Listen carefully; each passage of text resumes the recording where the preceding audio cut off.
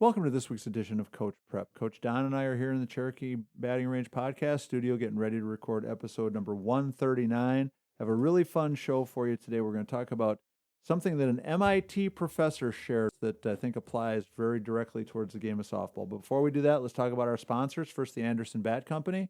Everything Fast Pitch is very proud to have Anderson Bat Company as our presenting sponsor. Anderson Bat Company is using the latest and greatest bat technology to corner the market in the fast pitch world.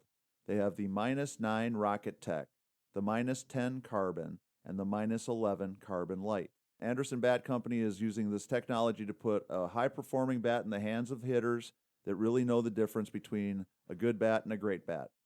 We're also working with Anderson to provide a discount for all of our listeners.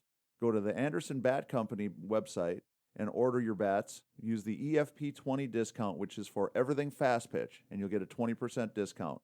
It's a great way for you to save a little bit of money on a great bat and also help support everything fast pitch at the same time. And let's talk about patreon.com/everythingfastpitch. If you see value in what we're doing, if you're in a position where you can help support us, Coach Don and I would really appreciate it.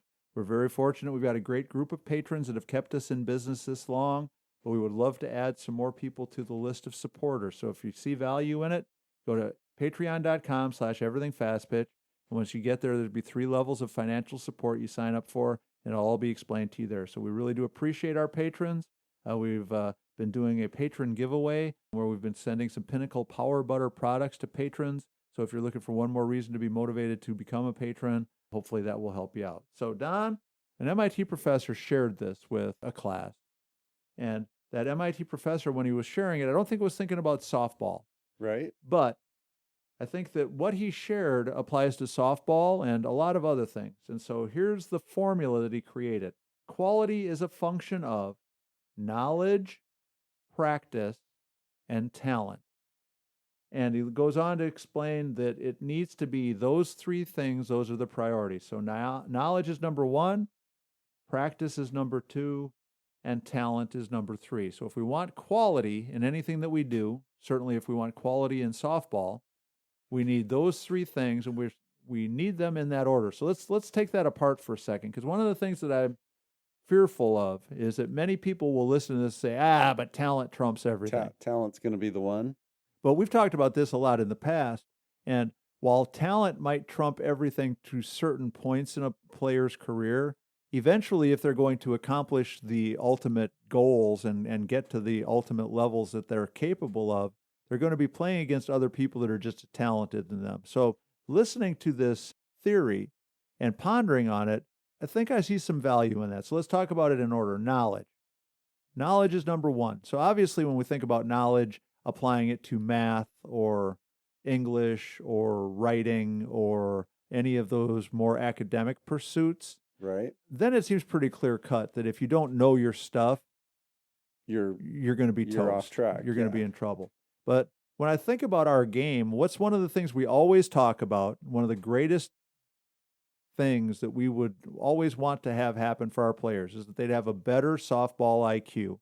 Sure. That's become the catchphrase. We have to have a better softball IQ. Well, when we think about our game, to play it at the highest level, to play it well, the amount of stuff that a player really needs to know is a pretty big file. Absolutely. It's a whole lot of pages if we were writing it in a book. And so the idea that knowledge is number 1 to me seems pretty logical and pretty easy to defend, because if a player has more knowledge, if they have more understanding, it's going to put them in a position where even if they're less talented, they're going to figure out ways to overcome those shortcomings. They're going to figure out ways to make up for their lack of talent by thinking it through more clearly, by hypothesizing solutions more readily. I was going to say, and don't they acquire that over a long period of time? That's not something you can just have a crash course. Right. And then you get it and you got it. That's something that you get through experience and, having been there and done that and seeing it happen and practicing it. And, that knowledge component happens over a long time. Yep. And very valuable. So you just touched on number 2, which is practice.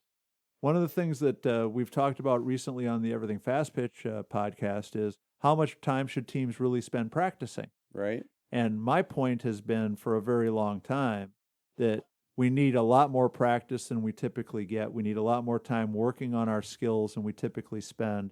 And we definitely need a lot more time working as a team to perfect team-based skills and strategies.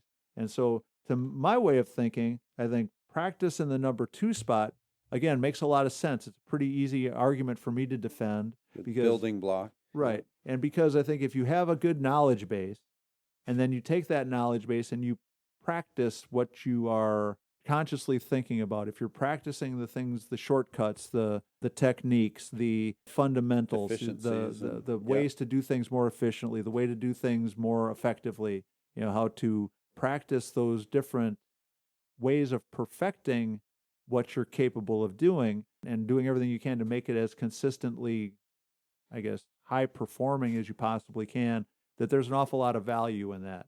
And that, to my way of thinking, it's an old saying, you see it all the time, that hard work outperforms talent when talent doesn't work hard.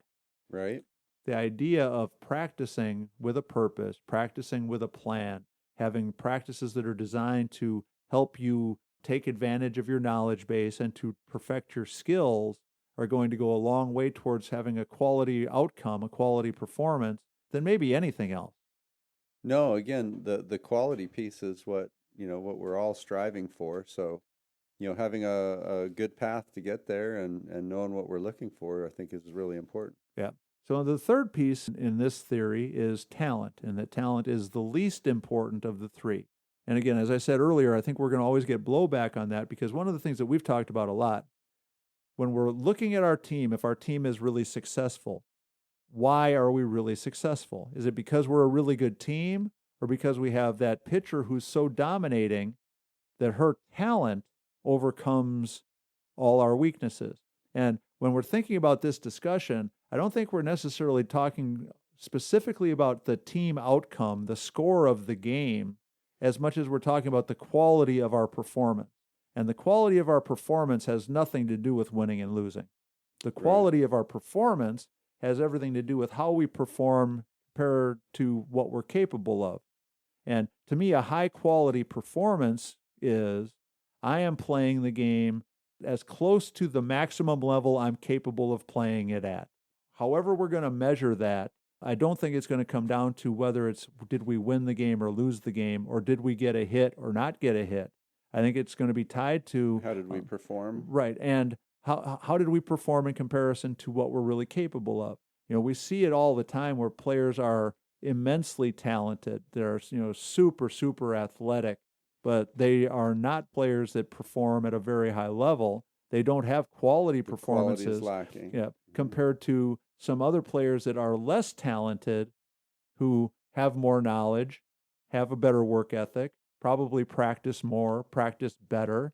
It all kind of comes back around to the idea that in some cases, I think looking at talent, the third most important thing in this formula, makes a lot of sense, because I think being really talented can be detrimental for some players in their development. And if they're pursuing playing the game the best way they possibly can, being really talented might not always be the best way to get there, because you get away with so much more when you're talented. No doubt. You can you can get away, if you're super fast, you can maybe get away with having some fundamental skills flaws. If you're really good at really strong and you don't hit the ball squarely, but it goes a country mile because you're just big and strong enough to overpower it. You can get there, but it's not quality. Right. It's not a quality at bat. It's not a quality swing, but we have a outstanding outcome just because of the circumstances. Good athlete that put the bat on the ball. And so talent, athleticism, while it's a nice thing to have, I agree completely that if we're looking at how do we get the most quality, the highest quality performance we possibly can, I think it's less important than our knowledge and understanding, and less important than our practicing and our work ethic to perfect our skills. Because without those two, I don't care how talented you are, I think your performance is always going to leave you wanting more. It's going to always leave you with that, I wonder what, I wonder if, maybe we could have, instead of, wow, that was amazing, I can't believe how great that was. No doubt, right? To me, I think that our academia, our person who's clearly a pretty darn smart person, because if they're a professor at MIT, we're not talking about somebody that just skated their way through their academic career, that we've got a lot to think about in how this formula was created. And for all of our coaches, it's really pretty simple. The quality of your performance is going to be determined by, and it's a function of, your knowledge, your practice, and your talent, and in that order. And so for your team to start to live up to their potential, to start to be that team that whether they win or lose, you get in the car at the end of the day going, man, we played as well as we can. That's the best we can play. We are really playing at our maximum right now. We're really doing well. If we keep those things in mind and we keep that sequence in mind, I think we're going to be a whole lot further along, because talent it's like a drug. You can get hooked on it really easily. You think it's going to overcome everything. It's the easiest to coach, it seems, right? It's nice when you have it, that's for sure. Yeah. And again, this is something that we've talked about in the past, that the most disappointed I've ever been as a coach is when I've had really talented teams that underperformed. Right. I wish I would have read this 25 years ago, because some of those really talented teams that underperformed, I think I was just like a lot of our coaches probably would be today. Well, we're not that good at this, but it's no big deal because we're so powerful. We're not too good at that other thing, but it's okay because our pitching's so good. Well, it's okay that we can't do that because it never happens in our games, because we're always beating people 13-0 before we even know what happened. Let's apply this to our game from this point forward, coaches. Quality is a function of your knowledge, your practice, and your talent. Let's put that to work. Let's start sharing it with our teams. Let's make this academic theory a softball theory and make it apply. Cool stuff. So that's going to wrap up number 139. Please make sure you check out Anderson Bats and Patreon.com. Go to the FastPitchPrep.com website, order your Square Cuts training discs, and make sure you check out the YouTube channel and the 700-plus blog. So for Coach Don McKinley and our producer Stan Lewis, this is Coach Torrey. Thanks for listening. We'll talk to you again next week.